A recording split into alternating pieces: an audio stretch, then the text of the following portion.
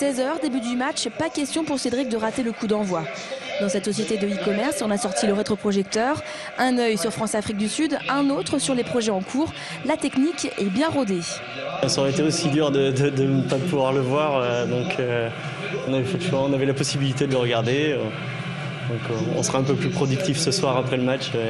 C'était important de pouvoir le voir, malgré tout ce qui est arrivé ces derniers temps et tout ce qu'on a entendu dans la presse. Certains ont réussi à se dégager de leurs obligations sans toujours en informer leur patron. À la Copé, pourtant, on est bien loin de l'ambiance de la Coupe du Monde 98. Les visages sont crispés, les traits tirés. Et quand l'Afrique du Sud ouvre le score, certains beaux joueurs applaudissent. À la mi-temps, les Bafana Bafana mènent 2-0. L'affaire semble pliée. Ils méritent, sont chez eux. Et c'est normal. C'est normal, la France ne mérite pas de passer les huitièmes. Parce que vu le scandale, non. Je suis surtout content pour les Africains. Parce qu'au moins, ils méritent de gagner un match. Et nous, on mérite d'être restés chez nous. Moi, ce que j'aurais préféré, c'est qu'ils rentrent chez eux avant ce match. Dans le public, certains musiciens habitués de la Copé, ils nous livrent une autre vision du match.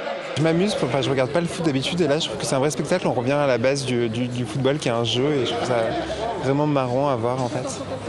Le but de Malouda n'y changera rien. À la 90e minute, la France est éliminée de la Coupe du Monde 2010. On s'attendait à ça, il y avait une mauvaise ambiance, bon le résultat est là. Pour se consoler, reste le plaisir du jeu. Et là au moins, les Bleus marquent des buts.